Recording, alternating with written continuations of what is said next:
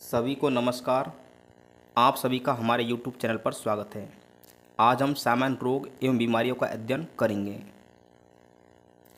किसी स्वस्थ व्यक्ति का रोगग्रस्त या बीमार हो जाना रोग या बीमारी कहलाता है।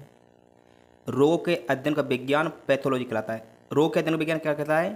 पैथोलॉजी। रोगाणुविज्ञान के जनकदाता लुई पाश्चर को कहा जाता है।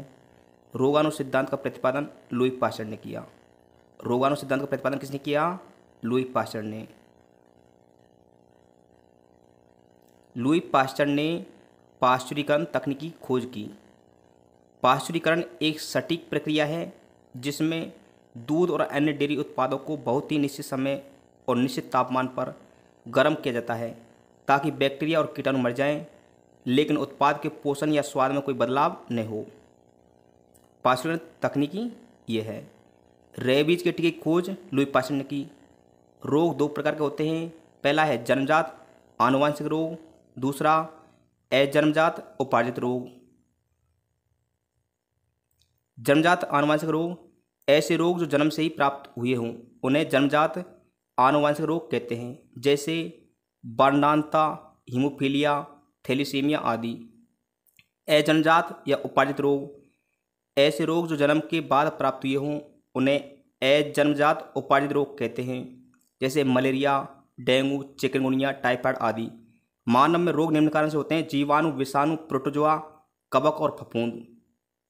प्रोटोजोआ परिभाषा है: प्रोटोजोआ सूक्ष्म जीव एक कोशिकीय यूकेरियोटिक हैं जिनकी आंतरिक संरचना अपेक्षाकृत जटिल होती है और वे जटिल चयापचय गतिविधियां करते हैं। प्रोटोजोआ परजीवी होते हैं। ये भोजन के लिए दूसरे जीव पर निर्भर रहते हैं और दूसरे जीवों को नुकसान पहुंचाते हैं, उसे रोगी बना देते हैं। प्रोटोजोआ क्या होते हैं? परजीवी होते हैं। रोगजनक प्रोटोजोआ है अमीबा, फ्लैगेलेटस, सिलिएटस और स्पोरोजोआ के रूप में पाए जाते हैं। कौन कौन से? Amoeba, flagellates, ciliates, sporozoa. ये क्या है? चार क्या है? प्रोटोजोआ है जिनसे बीमार होती हैं। प्रोटोजोआ से होने वाले रोग हैं। ट्रिक है नीम पर काला सांप देखा। ट्रिक क्या है इसकी? नीम पर काला सांप देखा। इस ट्रिक से ये आसानी से याद हो जाएंगे। ट्रिक क्या है? नीम पर काला सांप देखा। नीम मतलब निद्रा रोग, में मलेरिया रोग, पे पेचिस रोग, काला मतलब कालाजार, सा मतलब श्वेत पदर, पे मतलब पायरिया। देखा क्या होगा इसमें? साइलेंट होगा। दोबारा, निद्रा रोग, मलेरिया, पेचिस, कालाजार, श्वेत प्रदर और पायरिया। प्रोटोजोआ से होने वाले 6 रोग हैं ये।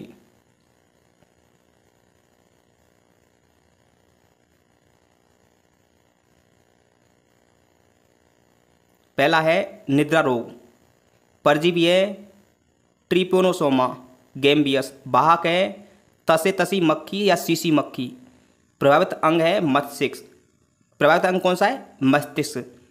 निद्रा रोग में व्यक्ति को अधिक नींद आती है। सीसी मक्खी अफ्रीका में पाई जाती है। ये चित्र किसका है? सीसी मक्खी का, जो कहाँ मिलती है? अफ्रीका, मतलब अफ्रीका में मिलती है सीसी मक्खी। दोबारा, परजीवी कौन सा है? ट्रिपेनोसोमा गैम्बियस है। वाहक है तसे तसी मक्खी और प्रभावित अंग कौन सा है? मस्तिष्क है। दूसरा है मलेरिया रोग। परजीवी है प्लाज्मोडियम बाइवेक्स। वाहक है मादा एनाफिलीज मच्छर। मतलब इस मच्छर में ये प्लाज्मोडियम बाइवेक्स क्या होता है? परजीवी होता है, जिसके काटने से ये लार्म होता है इनके मच्छरों के में। प्रभावित अंग होता है आरबीसी पलिया। मलेरिया रोग को तिल्ली का बुखार भी कहा जाता है। दोबारा, परजीवी का नाम है प्लाज्मोडियम बाइवेक्स। वाहक है मादा एनाफिलीज मच्छर। प्रभावित अंग है आरबीसी और पलिया। मतलब लाल रक्त कणिका और पलिया दोनों मलेरिया में प्रभावित होती हैं। मच्छरों से मलेरिया फैलने की खोज सर रोनाल्ड रोस ने की थी। वे चिकित्सा के लिए नोबेल पुरस्कार पाने वाले पहले ब्रिटिश नागरिक थे। उनका जन्म उत्तराखंड के अल्मोड़ा जिले के एक गांव में हुआ था। साल 1902 में उन्हें मलेरिया के परजीवी प्लाज्मोडियम के जीवन चक्र के अन्वेषण के लिए नोबेल पुरस्कार से सम्मानित किया गया। कौन थे? रोनाल्ड रोस। रोनाल्ड रोस ने मलेरिया फैलाने की जो फैलाते हैं उनकी क्या की थी, खोज की थी। और 1902 में क्या मिला उनको, नोबेल पुरस्कार मिला। इंडोनेशिया के जावा क्षेत्र में पाए जाने वाले सिनकोना वृक्ष की छाल से कोनेन की दवा बनाई जाती है, जो मलेरिया की दवाई है। मलेरिया दिवस 25 अप्रैल को मनाया जाता है। कोनेन परिवार की क्लोरोक्विनेन मलेरिया के लिए सबसे सस्ती तथा प्रभावी दवा मानी जाती है। कौन सी है, क्लोरोक्विनेन मलेरिया की सबसे सस्ती और प्रभावी दवा मानी जाती है। मलेरिया दिवस कब है, 25 अप्रैल को मनाया जाता है प्रति वर्ष।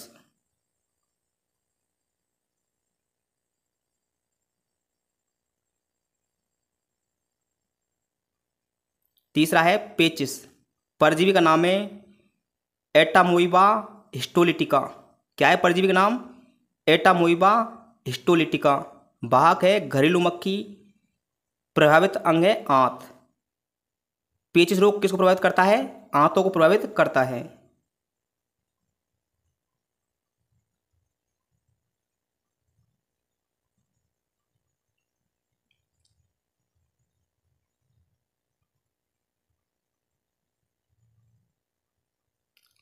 पेचिस एक जठरांत संबंधी रोग है, मतलब जठर मतलब आंतों से संबंधित रोग है।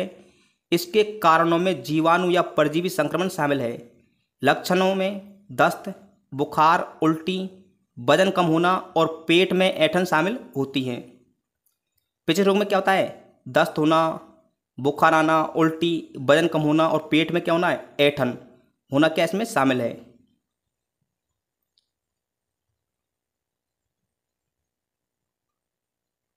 चौथा है कालाजार, परजीवी का नाम है लिस्मेनिया डोडोवानी परजीवी।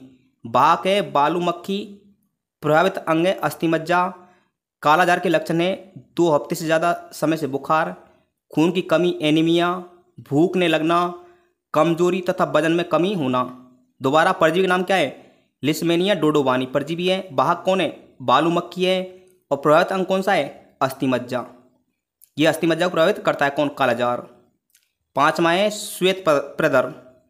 कौन सा है, श्वेत प्रदर। दूसरा नाम है ल्यूकोरिया, परजीवी है ट्राइकोमोनास बेजिनेलिस। क्या है, ट्राइकोमोनास बेजिनेलिस। प्रभावित अंग है मादा जनन तंत्र योनि। ये किसको प्रभावित करता है, मादा जनन तंत्र योनि को प्रभावित करता है। श्वेत प्रदर या ल्यूकोरिया या सफ़ेद पानी आना स्त्रियों का एक सामान्य रोग है, जिसमें स्त्री योनि से असामान्य मात्रा में सफ़ेद रंग का गाढ़ा और बदबूदार पानी निकलता है और जिसके कारण वे बहुत क्षीण तथा दुर्बल हो जाती हैं। महिलाओं में श्वेत प्रदर रोग आम बात है। ये गुप्तांगों से पानी जैसे बहने वाला स्त्राव होता है। क्या होता है, इसमें सफ़ेद रंग का एक क्या है, गाढ़ा और बदबूदार पानी निकलता है, किससे, योनि से।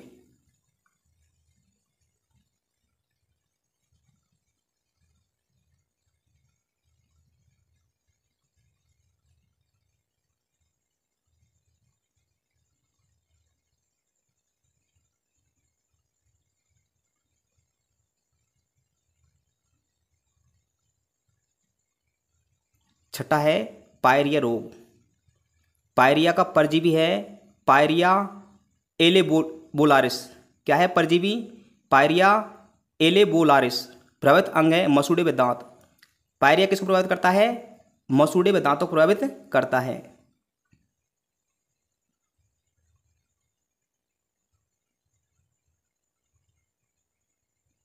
पायरिया एक गंभीर संक्रमण है जो मसूड़ों, स्नायु बंधन को नुकसान पहुंचाता है और जबड़े की हड्डी को नष्ट कर सकता है। पायरिया के लक्षण मसूड़ों से खून आना, मवाद निकलना, सांसों की दुर्गंध और ढीले दांत। ये क्या है, इसके पायरिया के लक्षण हैं। दोबारा, पायरिया क्या एक गंभीर संक्रमण है जो मसूड़ों, स्नायु बंधन को नुकसान पहुंचाता है और जबड़े की हड्डी को नष्ट कर सकता है। पायरिया के लक्षण मसूड़ों से खून आना, मवाद निकलना, सांसों की दुर्गंध और ढीले दांत होना। ये किसके लक्षण हैं, सभी पायरिया के लक्षण हैं। यदि आप सभी को हमारी वीडियो अच्छी लगी हो तो वीडियो को लाइक करें और चैनल को सब्सक्राइब करें।